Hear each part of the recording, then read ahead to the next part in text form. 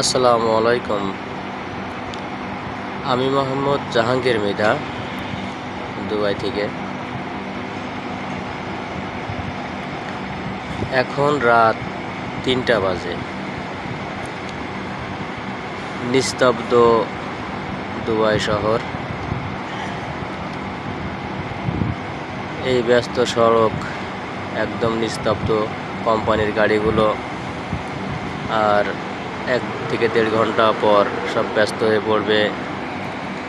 এই যে ক্যাম্পগুলোর ভিতরে মানুষ ঘুমাচ্ছে, কিছুক্ষণ পরে সব জেগে উঠবে, উঠে যার যার কাজে যাওয়ার জন্য ব্যস্ত হয়ে পড়বে।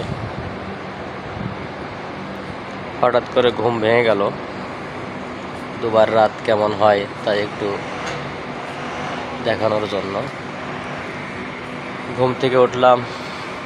আল্লাহর ৪ রাকাত তাহাজ্জুদের নামাজ পড়লাম।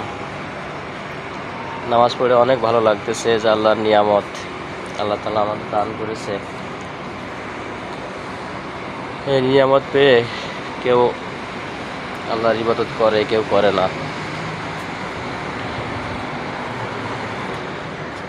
এই যে আমার রুমের লোকগুলো ঘুমাচ্ছে।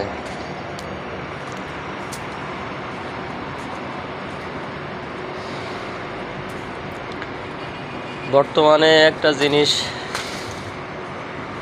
দেখে একটু কেমন জানি লাগে। আমাদের দেশের যে প্রেক্ষাপট রাজনীতির, এখন বর্তমানে সবাই তাড়াতাড়ি বড়লোক হইতে চায় এবং সবাই নেতা হইতে চায়। তো লোকজন কি করে, একটা ব্যানার বানায় উপরে নেতা নেত্রীর পোস্টার ছবি লাগাই দেয়, নিচে ওদের ছবি লাগাই দেয়, দিয়ে আমি অমক আমি তমক একটা পরিচিতি। আবার ২ বছর পরে এই লোকগুলো পলানোর জায়গা খুঁজে পাবে না। তো এই ২-৪ বছরের ক্ষমতা, এইগুলো ক্ষণিকের ক্ষমতা, এইগুলো কোনো চিরস্থায়ী না। আর মানুষের পিছনে না ছুটে জীবনে কাজের লক্ষ্য করতে হবে, কাজ খুঁজতে হবে, কিভাবে কাজ করা যায়, কিভাবে ব্যবসা বাণিজ্য করা যায়।